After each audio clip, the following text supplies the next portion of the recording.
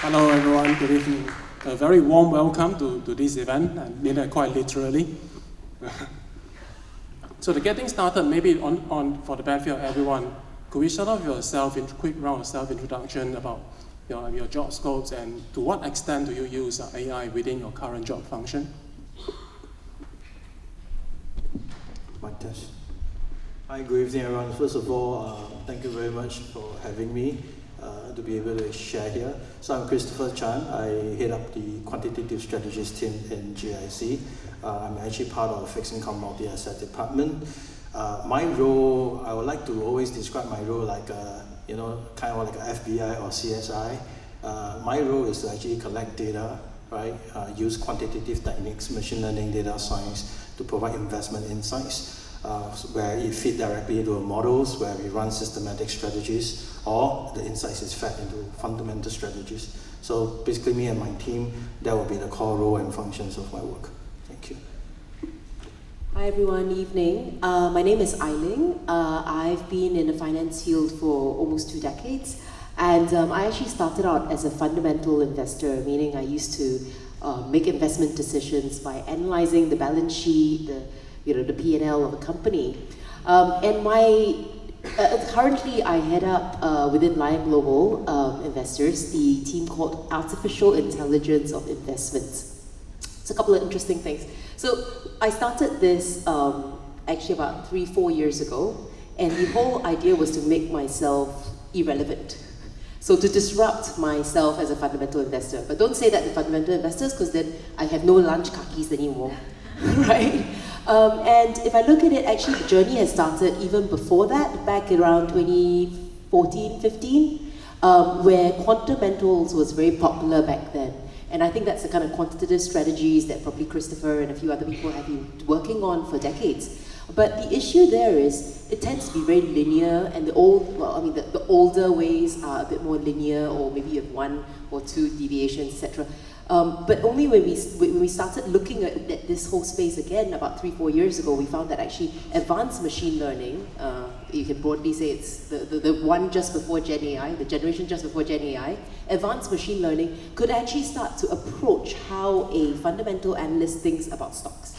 So that was how and why we got started, and that's the journey at Lion Global. Yeah, I better move on. Thank you. Hi, good evening everyone. My name is Catalin Burlacu. Well, first of all, thank you, the Office of Alumni Relations. Also, thank you, Professor T, for the invite. I've been in the industry for about 26 years. I'm a PhD, but in a totally different, numbers again, and algos and models, but in a different industry sector. I'm a quant. I think everyone here would say that, I think we all started as quants. Data science probably, to a certain extent didn't exist 20 years ago, although that's the natural way of things once we move from models to data. I worked in Singapore about 16 years, about 14 years in Japan, and as mentioned, I'm an adjunct faculty. I used to teach at School of, Computer Information Systems is called now School of Economics. Thank you. Hi everyone, my name is Edmund Chan actually. And I realize I have the same surname as Christopher, but we are not related. I'll get to know him today only. So I'm the Chief Investment Officer of Tiger Fund Management. And Tiger Fund Management is actually related to Tiger Brokers. So I'm not sure if you remember, I think Tiger Brokers is one of the top online broker in Singapore. I guess a lot of people maybe are our clients. So for me, investment in terms of AI, I like to focus on 2 key areas. One will be investment in AI, i.e. investment in AI companies such as NVIDIA, so on and so forth. And there will be AI in investments, i.e. using AI to enhance my investment capabilities. Okay, so these are the 2 key areas that I try to focus on with regards to AI. But I think AI has really raced ahead of us, and I think like some of us there, I think we also fail to catch up with quite a few of the AI developments that we have. But it'll be good to have this discussion today for the panel. Yeah, so that's in short who I am, Edmund Chan, not related to Christopher. Yeah, thank you for that. So I think over the times, AI has taken to mean different things, maybe from the very traditional machine learning, clustering, unsupervised. Along the way, it became maybe deep learning, large neural net, and then it became reinforcement learning. And today, when you mention AI, people think of generative AI. So over this long journey of development, are there any use cases, like concrete use cases that your company or within your professional life you have explored before that you can share with us so that we can all have some concrete ideas in mind and how can it benefit our daily workflow? Okay, so maybe let me start. I would say that there's a wide spectrum in terms of how we use generative AI. So with the birth of generative AI, so nowadays people say AI, they just refers to generative AI. So I will be speaking the use cases now more from a generative AI standpoint, because I will say that a lot of my work and my team's work, there's a lot of ML type application as well. But since the focus is on generative AI, I would say the very basic one can be things like summary of meeting notes, right? So you attend a meeting, actually, instead of the human doing it, you do it. I use generative AI a lot when I craft my emails, especially to my bosses. Right? I use it for appraisals when I need to write my team's mates form. Right? It can be very basic stuff like this, and then you move up to investment use cases. So one of it is really in portfolio analytics. For those who manage portfolio, typically you will have a pre-canned type of portfolio reports that will tell you about exposures, give you some attributions in different dimensions. But these are all pre-canned or fixed cards that you would like to see. So with generative AI, one typical use case can be ad hoc questions that you can ask. So what's my exposure, maybe say in a particular sectors or sectors? Right, you can ask those questions and Gen AI will be able to produce the results to you. So if you have some ad hoc type of portfolio analytics, you can do it.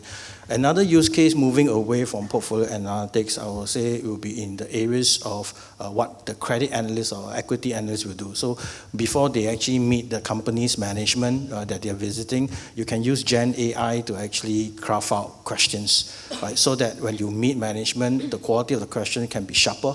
Right, in asking questions, right? Then you go into the realm of opinion mining, right? So as investors, it's important that you open up your ears, right, and your eyes, and really know what's going on in the market. So there are tons of research reports that come to us today. So Gen AI is a good tool to help you to summarize it. And what I've seen people doing it is to be even more focused, where you can ask a question, say for example, I think that inflation will continue to be sticky. Right? Or we believe that we are actually going to a soft landing, to a no landing zone. What you can use generative AI is to then comb the streets, right, and get the streets view, and you can even be targeted to say, give me the arguments for and the arguments against a particular investment convictions that you have. Right? So Gen AI from that angle will be able to help you in that stand. And then if you actually move further up, whether it's fundamental investing or systematic investing, so long as it's investing, it's very important to know the drivers of the asset that you're investing. So Gen AI can also be used to actually identify causality or drivers. So what drives the market in a particular asset class does change or evolve over time. So, and you have tons of information out there. So another use case basically is about using Gen AI to identify relationships which may or may not be conforming to your own. And last but not least, I thought something that is very cool is actually they use Gen AI to come up with a virtual investment committee member. So when you actually approve a deal, right? So sometimes when you're too cozy with your colleagues, it's very difficult to play the devil's advocate. So what you can do is to actually use Gen AI to really configure it to play an effective devil's advocate role, whereby given a deal discussion that is coming on board, you can have that Gen AI to really play an effective role in saying all the different points why you should not be investing in this particular deal. Right? So that's good because obviously we don't really have the relationship with that board, right? You will not get angry with the board either. So that itself actually is quite a good use case. So I will stop here. There are a lot more, but I think broad bucket, what I intend to do is just give you a spectrum so that you roughly know the different applications. Thank you. I really like the virtual IC member. We should implement that in our IC. So when I think about AI, and I think rightly you put out that today when people talk about AI, they like to say Gen AI, but actually AI is a very broad and it has evolved. The term has evolved a lot over the years. I generally think about it along two dimensions. One is, like he said, augmentation. So using AI to augment the investment process. And Christopher has already done a very good job of coming up with a lot of creative ways of using it. I mean, think of it as an investment co-pilot lah, right? And then there's also, and don't take this the wrong way, there's also using AI to replace certain functions that you may not want to do. And I think in that sense, when I think about like what a junior investment professional or junior banker does, I remember the days where right at the beginning of my career, you're literally just data entry. You're just a data entry monkey, basically. Unfortunately, the days have long gone, and these days no one makes junior analysts do that anymore. But it's the evolution and it's the innovation and the evolution of technology that has allowed us to do that. So AI or machine learning allows you to run many different iterations. It allows you to look for complex relationships between different data sets, and you don't need to just tell your junior analyst to do that. You can ask the machine to do that. So in that sense, it's replacing a lot of the work functions and making us more productive. And then the second dimension along which I think about how AI can help investments is also, or help the world really, or any company, is people think about how does AI help you in terms of cost savings, but often people miss out, and that's the big focus, and fair enough, that's the first thing that most committees or boards look at. But people often miss out the other bit, which is how can AI help me generate new sources of revenue or new potential sources of profits? And that's the space where, at LGI we try to focus on. So for example, we like to think about, sitting here in Singapore, we have all our analysts based in Singapore. How are we going to cover new markets where perhaps it's too cost prohibitive for us to open up an entire new office in, Finland or Vietnam or Europe, right? And instead, by using AI to help us digest the information and do the analysis in a way that someone who's based out there could be, we're able to open up new opportunities. So those are the two dimensions in which we've thought about using AI in finance. Okay, I think I'm going to fail the homework. I'm not going to talk about generative AI. I'll get closer to what I know and what I do. Investments, portfolio management, anyway, investments in general. And I'm thinking of a normal workflow. I'm not going to talk about cybersecurity either or NLP. Again, I want to concentrate on, in a way, what I know best. Everything starts with data. I mean, if it's data science, that's usually what I explain in the class as well. My core, expertise is quant. Quant means what? Doesn't mean data necessarily, it means models. Data science obviously means data. So if you think of data, in any of our work, I think managing data, working with data is probably 60–70% of the work, of the sweat. That's where the sweat comes from. And it's not easy. Applications, since we're talking about application, one of the biggest problems I have is sparse matrices, sparse data, gaps in the data. So what can we do? Well, there are methods to fill the gaps. In quant, what would quants do? Multi-factor regression, fill, extrapolate, or interpolate. But would this be a good approximation? We don't know. Well, sample errors and so on, we all know about it. AI comes with different models. Why? Because there's a lot of other data that we can use to fill the gaps. Quick and short, remember the acronym MICE. Multiple, immutable, using MICE. Immutable, whatever, equations, chained equations. Difficult to remember, just look for it if you want. It's one of the best methods to fill gaps in data. What I think is next, a lot of people call it business intelligence, performance attribution. Understand performance of your data, of your results as well. There's a lot of methods, there's a lot of platforms. There's more and more ways to analyze the data to find out what is actually significant out of your data. The reality is there's an immense amount of data now floating around. Last year I was at a conference at Bloomberg. They were saying they create 90 billion data sets a day. That's immense. So we cannot deal with all this data. At the same time, data is very noisy. So one of the problems that we have is how to clean data as well in terms of segregating a certain factor or a certain idea and understand what is happening. And to me, the last one is obviously actual portfolio management, portfolio construction. I mentioned I'm not going to talk about NLP. So NLP is one about creating and understanding sentiment around a certain investment strategy or theme or signal.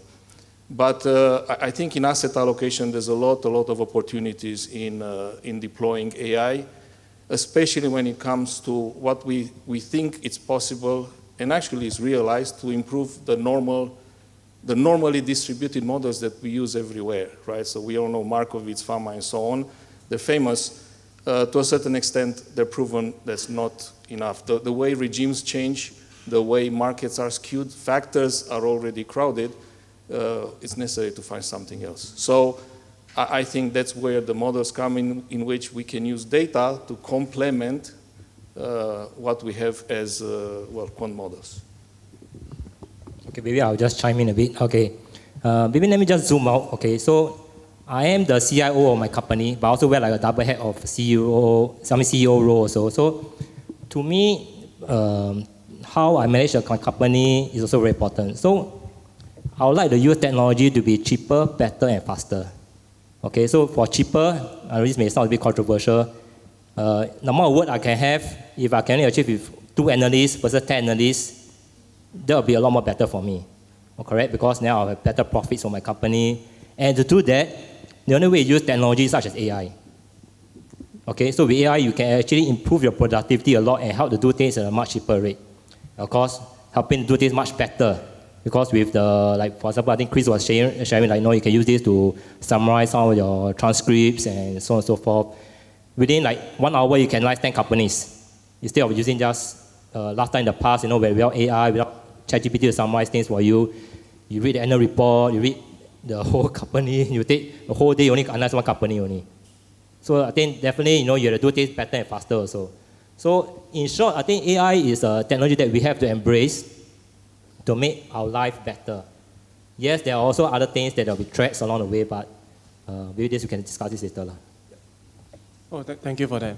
Yeah, so wonder if you guys have noticed that there's a common trend throughout all the use cases mentioned by the 4 panelists is that you have to start small and you try to integrate it into your workflow. That is usually the first step. Because quite often, whenever you see a new tool, like you have a hammer, everything is a nail, right? So you get ChatGPT, and then the next thing you ask it to do is to predict stock prices, tomorrow's 4D number, and then the next, whatever. You just think of it as a one-stop solution to help you solve the most critical part of getting rich quick or career progression. But usually it comes in a much slower steps, and you need to really integrate it into the workflow first, and then gradually you get more familiarity and having some further idea about how to apply them in the most effective manner. So on that topic, I'm wondering whether the panelists, do you have any idea about or examples about bad use cases? Like these are exactly the thing that you shouldn't be doing or with a machine learning tool or with a generative AI, whatever tool from AI. Definitely don't ask ChatGPT what stocks to buy. It won't know the answer and it will get it wrong. Actually, very, very early on, I tried once. I asked it to give me 10 companies with exposure to virtual reality. It came up with 9 companies. Then when I pointed out that there were only 9 companies, I said, oh, I'm so sorry, here's a 10th company. And then guess what? Oh, I said 10 listed companies. And in the end, only 2 of those companies were listed. All the rest didn't even exist. So please don't ask ChatGPT. Maybe it's got to do your prompting. Your prompt not specific a domain. It's very specific, but that was very early on. That was like 3 years ago, the beta version. But actually, even now, I think they still make up. It still hallucinates, even today, just not as bad. I think to add a Prof T comment also, I think it's about how do you use AI well. Okay, AI is a very, very good technology, but also it's quite broad. How do you use it well? So like, for example, how do you prompt it well when you use your use case? And okay, and then also another thing, apart from generative AI, so for my experiences with using Quant and also using AI, a lot of things is, like what we shared just now, is not reactive when regime change. So when there's a market regime change, sometimes the model fails to catch up to this new information and to this new regime change. So like now, for example, let's say for our next, okay, now the past 1 2 years, we've always been interest rate high, inflation is a big issue. Now potentially, let's say there'll be interest rate cut and inflation is coming off. Potentially there may be a regime change. So when the regime change, even the model is not as good at the time. So that's where you need people like humans, portfolio managers to come, they give a bit of this human intuition, and that's how to augment and improve your capabilities in that sense. So AI is a very good tool, but you also must know how to use it well and within what's the context and know its flaws well also. Okay, so actually a lot of AI and Quant is actually a lot is based on historical data, garbage in, garbage out, based on what kind of data that you have, and that will actually produce the kind of output that you would expect it to be. Yeah, I will actually add on to what Edmund has said, right? So when you actually, there are pros, benefits, pros and cons in using systematic versus fundamental. Systematic is really, you can actually comb through a lot of data, breadth, right? But you may not necessarily have the depth. Whereas for fundamental, we can actually go very deep, right? But you will not necessarily have the bandwidth to cover the breadth. So we really still need man plus machine, right? And in terms of systematic models, I don't think there's any model that you can claim that they are perfect. I think if I have that perfect model, likelihood I also won't be working, right? There is always out of model risk, like what Edmund have mentioned. And out of model risks are really data that or environment change that the model is not yet capable of taking it as an input.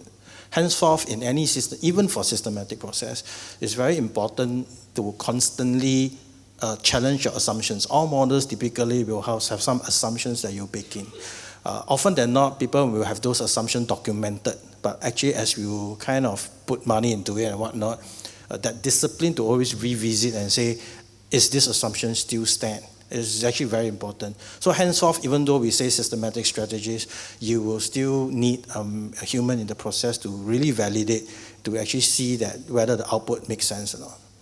I think you make a very good point about human in the process. It's not necessarily humans controlling it, but you need a human to just question it. And actually, it made me think about one basic thing. You see, we talked about how machines only look backwards at historical information. Actually, you know what? Sometimes humans are also blindsided by that. Very basic thing. Up until today, I always still talk about a 60-40 portfolio. Why? Because historically, if you look 30, 40 years back, bonds and equities are not correlated. But in the recent past, the correlation's gotten higher and higher. And even until today, the debate is still out. Is this correlation going to continue or is this correlation going to reverse? So that's why before we got together, we were just talking about, is there a regime change underway? So I'd say if I had to summarize all these issues, I think, be realistic. Don't expect from a machine, at least at this stage, the day when Gen AI, I don't know, the day when general AI comes about, then maybe it'll be different. But at least at this stage, don't expect from a machine something that you don't think an average or maybe slightly above average IQ human will be able to do. Because the machine, IQ is not the thing for machine. Machine, I think it's more the memory and that capacity to go and recognize patterns from a lot of data. But so we have to be quite careful. It may seem very smart, but actually it's just very good at recognizing patterns. That's where if people, you talked about assumptions, if people make the wrong assumptions about what a machine can do for you, that's where the mistakes can happen. Maybe one of the things like how the future will evolve to be, there will be like multi-agents. And so each agent will be very good at specific tasks. Like for example, let's say, actually this is the thing that I want to do for my company is that, like for this agent will be very good at detecting regime change. This model will be very good at detecting asset allocation, bonds, equities, and so forth, like 60-40 asset allocation. And then agent will be very focused on, let's say, Japanese stocks, or Singapore stocks, or US stocks, or technology stocks. So then you have all these multi-agents. Then after you can have another system to have optimization of these multi-agents. That will give us the enhanced workflow that you can have, because each agent will have its pros and cons also. Correct? So then that's how you actually optimize different agents and make it a much more optimal way of doing things. This overcoming flaws, yeah. You've kind of described sort of how we run. We have very different models for each and every different asset class, different universes, different time periods. And I think you need that. And you bring up a good point, which is, or you touch on a good point, which is, don't expect from the machine if you haven't trained it correct. So I talked about how I started my career as a fundamental analyst. Why am I able to build a model? Because I know I know what drives the market. So you need that sort of experience, I think, to know what drives the market, to know what to feed the machine. Because if you feed it, it's number one of coding, GIGO, right? Garbage in, garbage out lah. So you go and give it some, random data, and it finds random spurious correlations. It's not causation. Correlation and causation is different. Still have time? Yes. I think with models is, machines are not smart, is what we put in it. Training, is actually one of the most important parts of this process. Having different agents, yes, I think that's the future. What not to do? There's no use cases not to do something. I think it's more of a process thing, and it's a bit different depending how your business is set up. I don't know. Anybody remember 2007? There was a quant fund, Goldman Quant Fund, was the first quant fund to go belly up. Why? Factors crowded, right? So everybody would invest in the same factors. What was the reason? Well, we all know normal distribution, you all go to invest in the same names, factors, and factor representation in a market, so stocks. Maybe you think already, well, ChatGPT, what would ChatGPT do? Will give you a normalized distribution, or what's the core, the consensus on what it knows, well, in its so-called brain. But there is a different problem now, which is different than quant. Although I said there's no models, there are engines in AI, machine learning. These so-called engines are non-deterministic. You run 10 times, you can get 10 results. Maybe not significantly different, hopefully not. But, converging, convex, and so on, everybody will define it in a different way. So ChatGPT will give you, well, different results. But what I think is more important is to take results as a face value, and as we tend to understand quant models. Our brain is still structured in such a way that we try to find patterns, we try to find rules, which is AI as well, once you get the proper data. But I think getting wrong data, using it as it is, and at the end, getting the result and believing in that result 100%, it's the biggest mistake. It takes much more time to analyze data that you get, to clean the data, to realize and understand what you actually need. Understand data is very important in this business.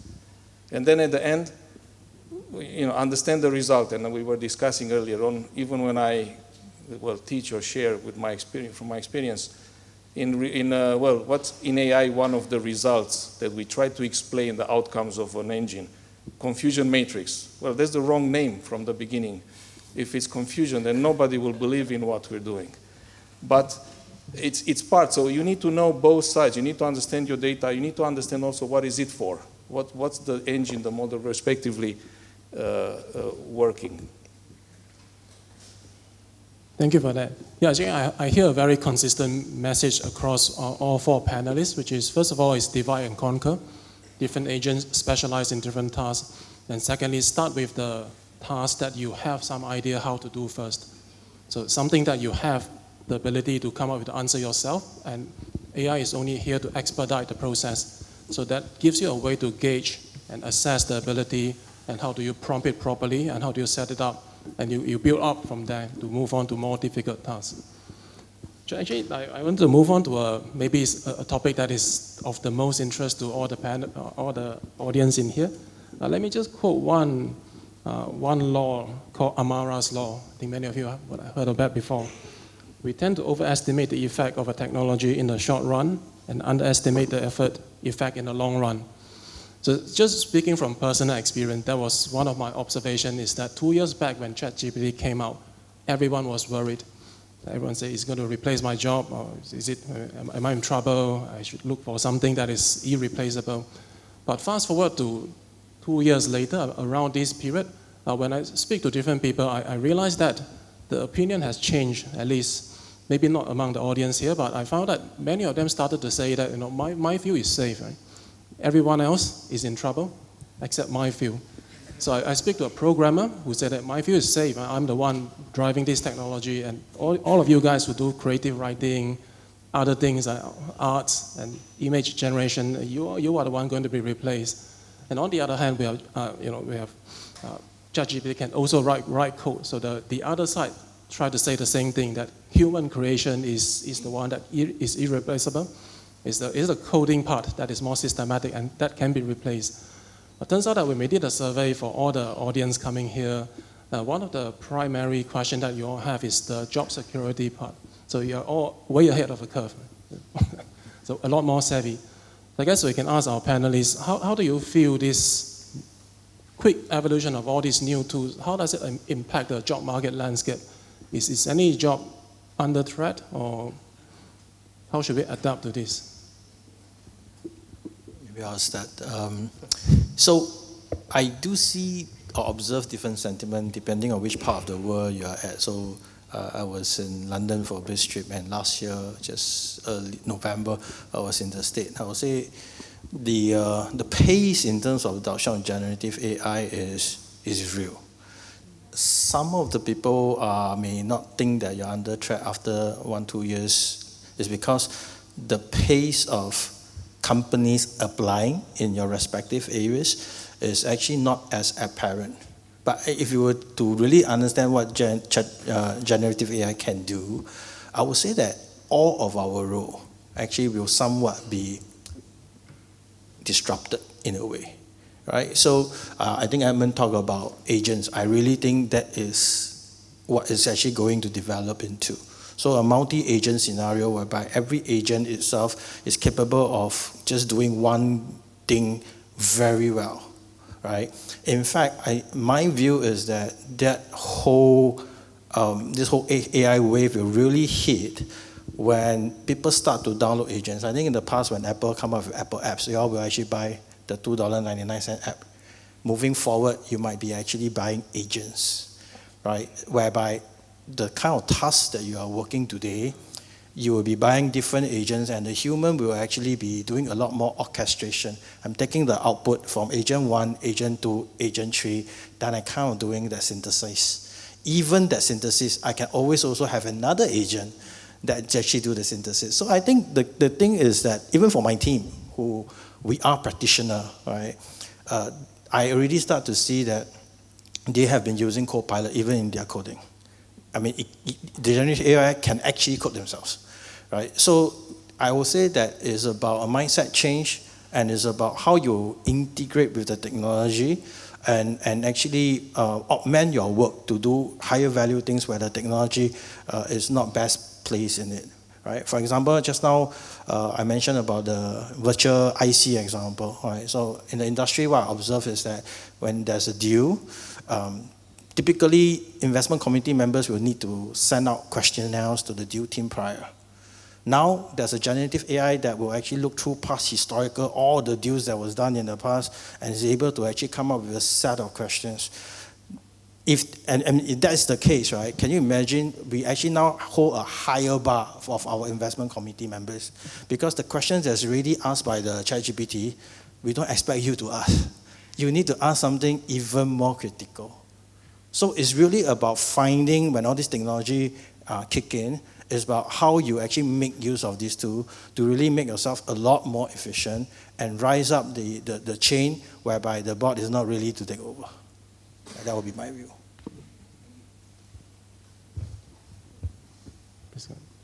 Okay, maybe Prof. T. So I think his comments that, okay, actually I underestimated the growth of AI.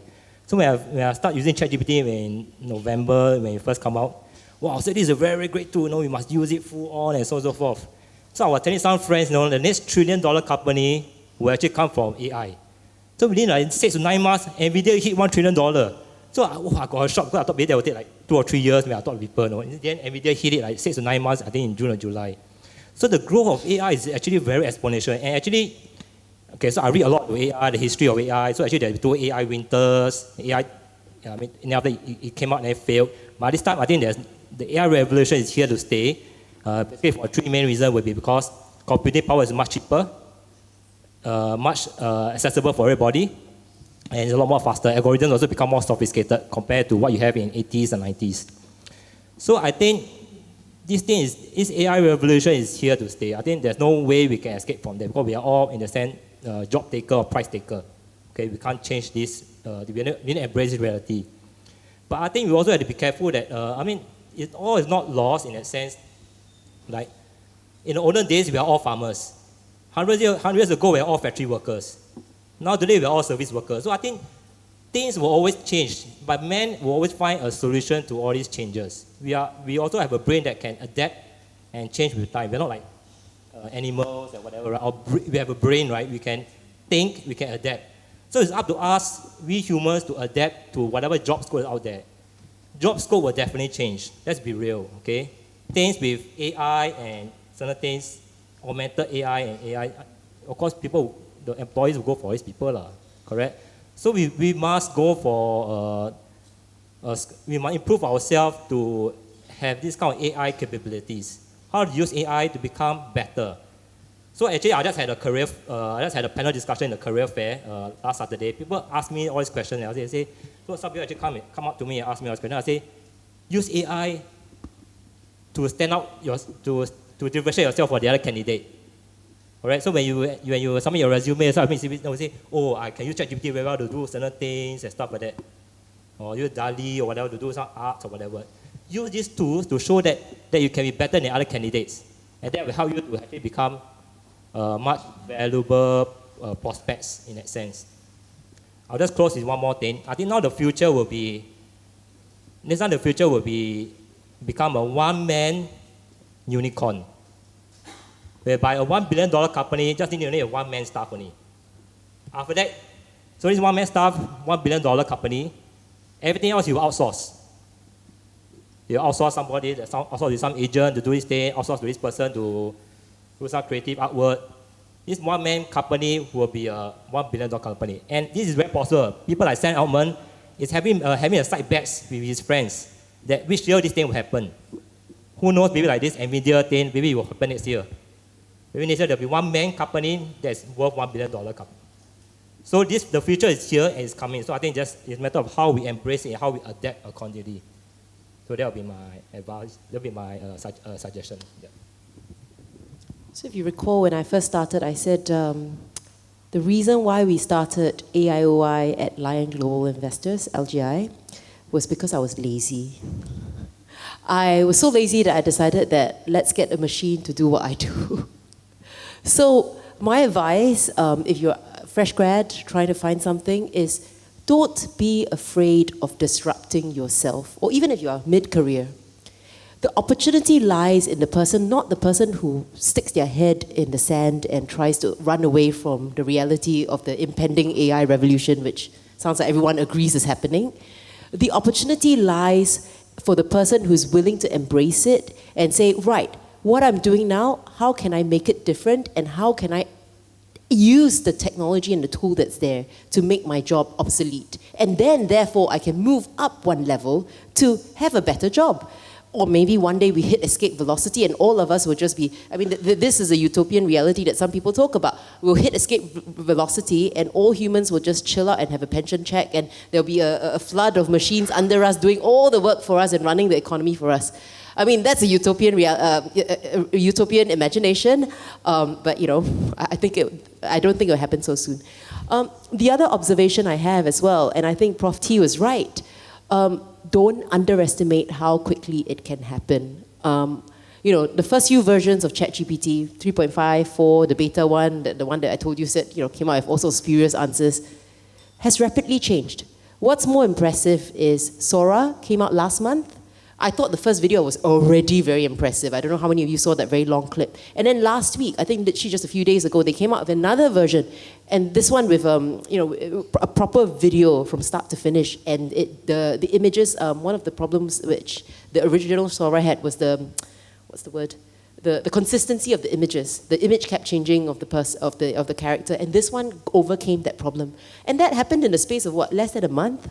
I'm just impressed at how quickly the programmers, not just OpenAI, Anthropic, the whole space, the whole Silicon Valley is very focused on it. And then bring it back closer to home. I often discuss with the guys at MAS, because we have to think about our people, our fresh grads that are coming out, and they're all trained in AI or they're trained in machine learning. What are we going to do for them? We don't have, let's be honest, we don't have a Silicon Valley hub. We're not going to start one where we're actually going to code and train an LLM from scratch here. But what Singaporeans are very good at doing is we're very good at adapting. We're very good at taking technology from elsewhere, figuring out what works well in an Asian context, and then distributing it from here. So think along those lines. I mean, I'd encourage the fresh grads and mid-career people to start thinking along those lines. How, sitting here in Singapore, which we have the, I learned it in social studies in primary school, we have the advantage of being in the right, the right in the middle of all the trade zone, still holds today. DCs all pass through all the data center, all the tubes and fibers all pass through Singapore. Why? Because we're still geographically positioned. So how can we take this AI and use it and build it out in the region? That's what me and my team are thinking about, right? We don't have to go and compete with the US. We don't have to compete with Europe. Fine, the US has their technological advantage. I don't know what Europe's got, but never mind. don't say that, But here in Singapore, we sit at that juxtaposition between the East and the West. Let's think, how can we use that to our advantage? And how can we encourage our fresh grads to adopt this innovation? Quickly, I've seen the 5 minutes. I think we have to make a clear distinction between cost cuts and jobs that, are enhanced actually by AI. Every company has cost cutting, and that's a period that things are going through it. And something that I've always recognized and I pursued in everything I'm advising even now 3 students from my last year course, advising, helping get closer to a job basically. It's not a job replacement, it's actually a job enhancement. So again, investments, we are discussing about investments. A portfolio manager job, for example, is probably still analytical, still, analyzing data. I think it moves more towards risk management. So with new data, with the new models, something that we don't know, maybe didn't exist in the past, therefore cannot be used as a quant model. So new data, synthetic data, we can actually analyze what it can happen, right? So risk management, one step, even tail risk. So sudden regime changes, we all know COVID and other events, depending on the security or the asset class, you have a lot of such events. How to deal with this, whether there's data or not, it becomes a risk management problem. So my conclusion is, I don't think that's an actual job, replacement of a job. Jobs that were supposed to disappear will disappear anyway, with or without AI. It's actually enhancement, it's actually broadening the job scope. Yeah, I think maybe the key what I hear again is the transformation on the employees or the workers' part to adapt to the new technology. Maybe I'll use a quoted old example that maybe some of you have heard of before. Is this software called VC Count? Have you heard of it? It is a spreadsheet tool that is pre-Excel. It is the first generation Excel that came out in late 70s. It came out, and then there was this talk about no more accountant in the world anymore because there is VC Count. Today, I think, according to the labor statistics, in the late 70s, there are about 300,000 accountants. Today, there's 1.5 million accountants. So definitely, the numbers of accountants has multiplied by many times. But did it replace any accountant? I think it did. Because those who previously were accountant, but their value add is to do quick arithmetic, they would have left the field. But those who adopted that VC Count into their daily work, into their workflow, and is able to make full use of that, those are the ones that are still around today. So I think for today, it's more or less the same story, right? It is about adopting it into your daily workflow. So when the calculator came out, right, the guys who were very quick with abacus got left behind, right?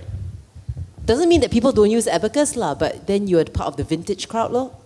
So when spreadsheets came around, the fund managers who still use the big fat calculator punch numbers one, right, also get left behind, lah. Then most of them made enough money, already retire, lor, right? So I think that answers your question.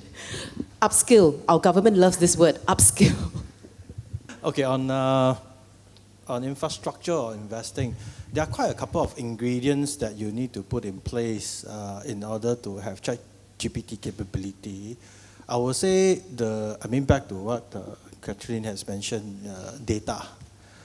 Actually, when ChatGPT came out, one of the things that I noticed is that you really need to be thoughtful about data strategy, having a good data strategy, right? Because ChatGPT really harness, the strength is really on unstructured data.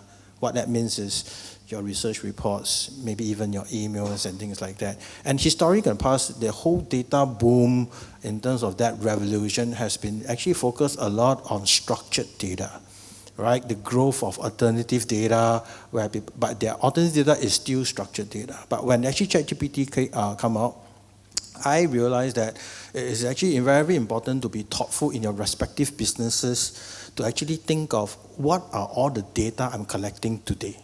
Are they stored, inventorialized, and stored in a manner such that I can harness it when the technology is ready?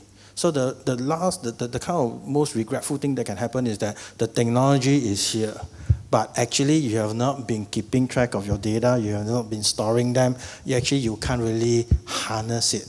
That will be quite sad. So my recommendation actually, step one is look at your respective businesses, do a data inventory. Think about what data come into your ecosystem today. Are they properly stored and in a way cataloged? Then third is really, are they stored in a manner that you can actually harvest it, right? So that is a part of investment that you need to do already.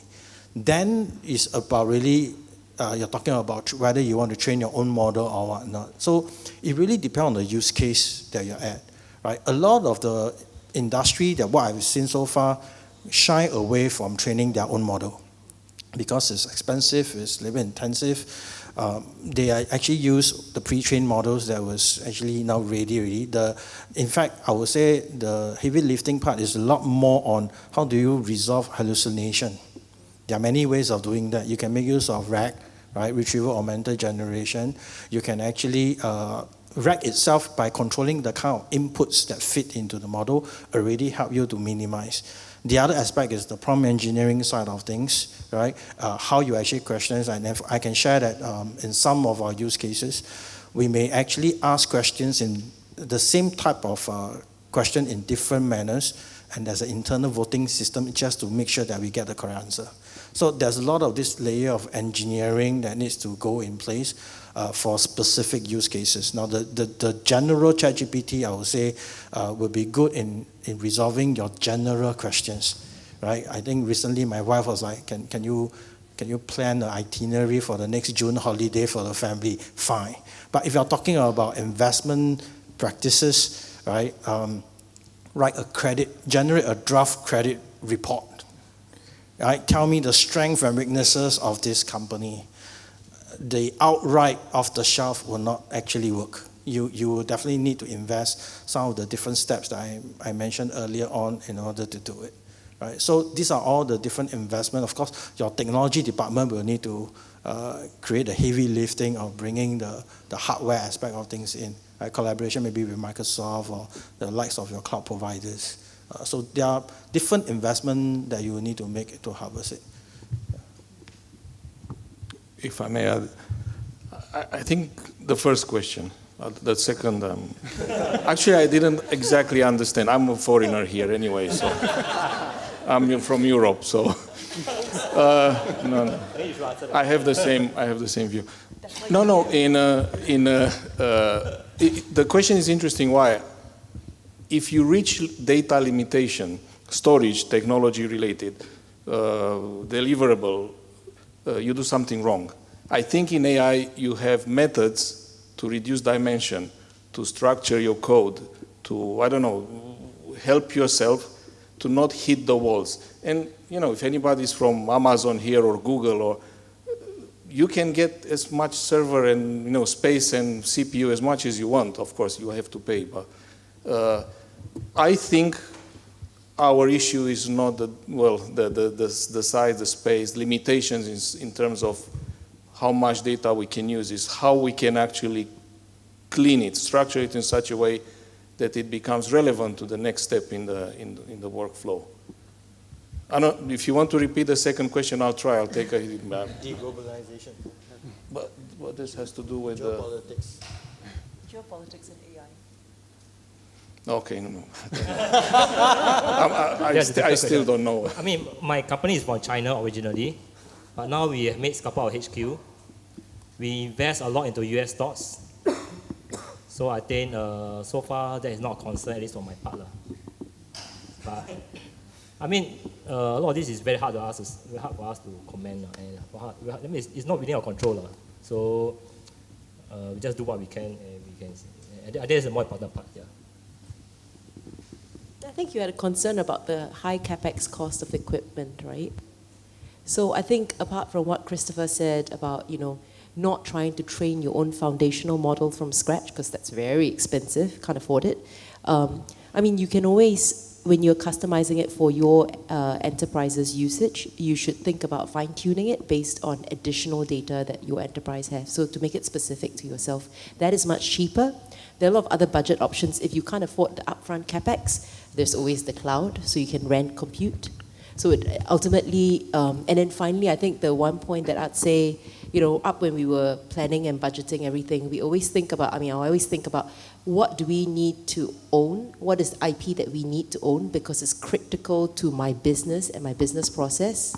And what is IP or technology that I can rent because either it's cheaper or, you know, I only use a small portion of it and it's not critical. So once you are clear in your head what's critical to your business versus not, you can always manage the budget better. I think maybe on the deglobalization part, while I don't think any one of us here will be qualified to say how Singapore can actually kind of continue to be in the middleman. None of us are from the government, right? But I can say that from an investment standpoint, deglobalization is real. So what that means is supply chains are changing. People are actually, so in the past, the whole idea about globalization is about competitive advantage, right? Every country try to actually provide services and goods based on what you're good at. But because of national security reasons, we are actually observing deglobalization. From an investment standpoint, it is a risk. It's about understanding the risk. It's about actually looking at your positions of your investments and see how deglobalization will actually disrupt. So there are ways that we can quantify that, right, as part of portfolio management to actually first understand the risk and then devise offensive, defensive strategy. Yeah. In terms of product specs, ChatGPT should be the best. I mean, in terms of all the parameters and whatever, ChatGPT is known to be the best. But I think a lot is how you ground your grounding and the data and everything. Because you just ask that this simple question to all three, it's actually just a random answer you can get. So you should not rely on that. So you must depend on what kind of context, what kind of prompt you use. And at the end of the day, you must have your human intelligence involved to make certain decisions. Yeah. So use both, yeah. Human and AI models. Yeah. I believe there's a bit of a, well, this is the dichotomy that we're probably discussing. It's a bit of a difference in expectations of using ChatGPT. ChatGPT is not a crystal ball. So ChatGPT will give you the answers to the questions that were asked the most, to a certain extent. So the moment you ask, give me the best company, that question and that answer actually almost self-enforces the next answer. So, to my opinion, you use ChatGPT to create a sub-universe of, if you really want to use for investment. So which are the companies that, based on certain criteria, I should look to invest in. And then you take a list of how many that, and again, ChatGPT not going to solve all our problems, but take the list and then do a bit of due diligence and analyze. I'm not sure. Well, I would never use ChatGPT instead, maybe you want to work, as you mentioned, a financial advisor. You have to be very careful. You have the digital advisory platforms that are in the business as well. To a certain extent, those are using AI as well, certain machine learning models, and you can see what they do. And they have high-tech portfolios, I don't know, healthcare portfolios, growth versus income, and so on. You can pick those recommendations and probably synthesize what you would like to invest in. But actually, AI, don't expect it at this stage to make, and you probably wouldn't want it to make judgments. Judgment being things like you're driving an autonomous vehicle, on the right-hand side is an old lady, and on the left-hand side is a young little girl pulling her ball, and then right in front of you is a brick wall. Do you turn right, turn left, or go straight, right? That's a judgment call. And ChatGPT, never mind ChatGPT, no human will be able to give you the correct answer to that, because there is no right answer. Questions of accuracy, prediction, then it's about how you frame it. So your specific thing was, oh, do I trust financial advisors or do I try and stock pick by myself? My question to you is, you need to, you know all about the ChatGPT prompting, right? You need, if you first of all, I don't think it's at a stage where it's ready to give you an answer to it because there's so many variables. Secondly, if you do, you have to frame it in the right way. How old, so the typical things that your classic financial advisor will say, how old am I? This is, you have to tell it how old I am, when I plan to retire, how much I earn each month, this is my risk tolerance, what's the maximum drawdown I'm willing to take, and and the reason why ChatGPT might be able to give you an answer to such a question, and therefore say, what's my allocation to equities, which countries, what sort of allocation should I have based on historical returns and expected volatility. The reason why ChatGPT might be able to give you an answer to that is because it's actually a matter of accuracy, it's a matter of math, it's a matter of historical data and being able to make that analysis. So in that sense, yes, that basic task that your classic financial advisor, your RM might be able to do can be augmented or replaced by ChatGPT. But if you go in there with what's the best stock to pick, it's too vague, it's too broad. Even your friend next door won't be able to give you a good answer to it, so don't expect a machine to give you a good answer to it. Yeah, I think you asked about for your own personal investing. I don't think we'll be giving you specific names, but I can tell you from a framework standpoint, if I were to do it, essentially is to understand the whole supply chain of AI, right? There are different layers, people who support, like I think the earlier question on infrastructure, right? There are people who are using or pushing the frontier in terms of the LLM models. And then there are also companies that sprout out from application standpoint. So understand the landscape. Actually, we are going to fundamental investing, right? So basically, look at the landscape, analyze the supply chain, and then identify the winners and losers in each stage of that value chain, right? I mean, that will be something that can help me to quickly filter and screen what are the companies I should go deeper dive into, right? So if you were to think about ChatGPT, companies are all trying to race against each other. So who will actually benefit? The more you are actually trained, the more compute you use, likelihood are the companies that are supporting or providing the infrastructure. Henceforth, NVIDIA is benefiting. Yeah. I disagree. Because I think one of the risks or danger of using ChatGPT is actually people grows. I talk about summarization of some of the research report. Now, can you imagine the world where the reports are all summarized for you and you don't really have the fundamental domain to really question the right and wrong of it? There is this danger that you just believe it wholeheartedly, and actually there are some merits reading off the actual report, right? Because there are certain contexts.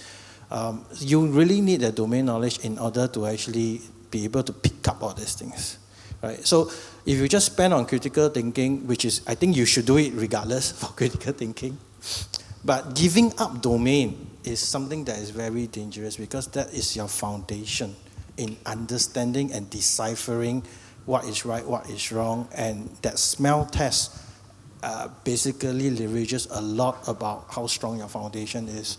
So I would say that is the reason why, even though we have calculators today, my kids are still studying math, and they are being marked wrong if the workings is not correct. Right? So I thought that would be a good example. I'll just quickly add that if you know the domain very well, you make a much better prompt engineer in getting the answers that you want to have. Yeah, I'll just leave it there. I'll answer the second question quickly. Although Tiger Brokers is from China, we are a Singapore company, it's Singapore HQ, so I'll just put it out. We are listed on NASDAQ, okay? So last year we come out with our Tiger GPT, but that's actually help is grounded from ChatGPT. Should I say that? Okay, never mind. So we have our own Tiger GPT in that sense. And your first question, Gen AI and machine learning. So Gen AI is very good for like writing and related kind of stuff. I think when it comes to investment and stock picking, we'll do a lot more machine learning for that. So that will be my case here. I hope the answer to I would just add on, I don't think we are drawing a line. In fact, we are saying is an integration.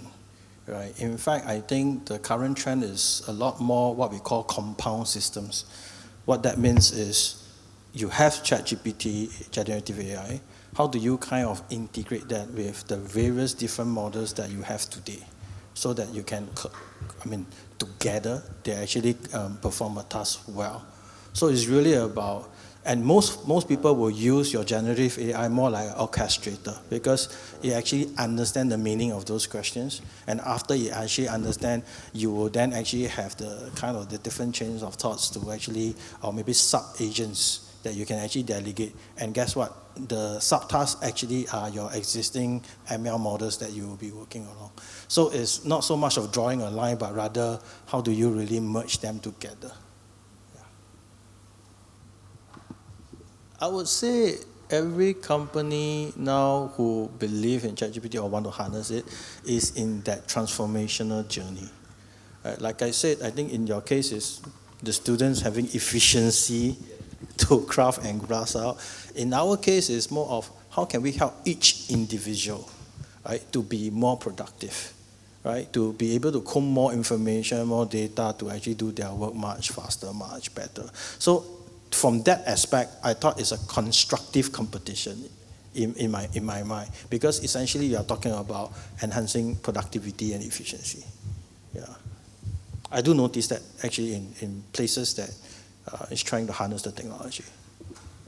SMU is also adapting to this, so that rather than having candidates write super long statement that is potentially generated by AI, you'll just be a short bullet point answer that everyone can read. So you really need to score and stand out in that respect. So that will be more difficult to game. But yeah, I think the assessment method also adapts according to what are the tools available out there. Even for assignments and grading wise, we also have interesting thing that we are doing secretly. So yeah. One of them was the HR head in N Group, N Financial. So she also had this observation also, that a lot of people send CV and stuff like that to a lot of GPT enhancement and stuff like that. So yeah, this seems to be a trend. I got no good answer for that, but I think we just have to try to, since everybody's doing that, I think we also better do that. So no, I mean serious. So then we have to make sure we give better prompts to be better for than the rest who use ChatGPT also. That's all I can say. Yeah. I have this observation, right, that generative AI is basically a skill level upper, right? So ChatGPT, because it's LLM based, language based, it makes people, and it's a conspiracy theory that it's because the coders were very bad at speaking English, so they coded something to help them speak English better. So whatever the case is, the CVs that you're receiving these days are better presented because of that. Likewise, people who can't code use GitHub Copilot, use various kind of coding copilots, and it's my belief that I think last week, a few weeks ago, David was telling me about David, when you're going to start coding from scratch. So it's probably in a couple of years' time, people who couldn't code well before will become super good coders, right? So you can see this as something it's an arms race. Oh, the person next to me is better. Or you can see this as well. Actually, let's embrace it. And where I wasn't, my shortcomings, let's find the tools to make it better. Yeah, I know a bit of what Ai Ling said. So I think a few years ago, I have an epiphany. I realized that, so I used to read a lot of annual reports, read a lot of research reports when I do analysis of my companies and so on and so forth. I'll fly to Thailand, fly to Vietnam to meet the company's management, see the factories, so on and so forth. Seriously, there's a lot of time wasting because you fly over there, and so on and so forth. Then I realized that I do not have 24 hours every day. I'm not 24 years anymore. So my eyes get so tired, and then I pivot to learning how to do coding, how to enhance my investment skills, how to become more productive and more efficient. I think Ai Ling also do this type of transformation also. You have to disrupt yourself. You have to, and I tell you, the technology is all out there. You just matter whether you use the time, watch less TikTok, watch less Facebook, and just improve yourself. And I think that's the only thing I can say because we only got 24 hours every day. Either you sleep less and you work more, or you watch less TikTok. Yeah, so.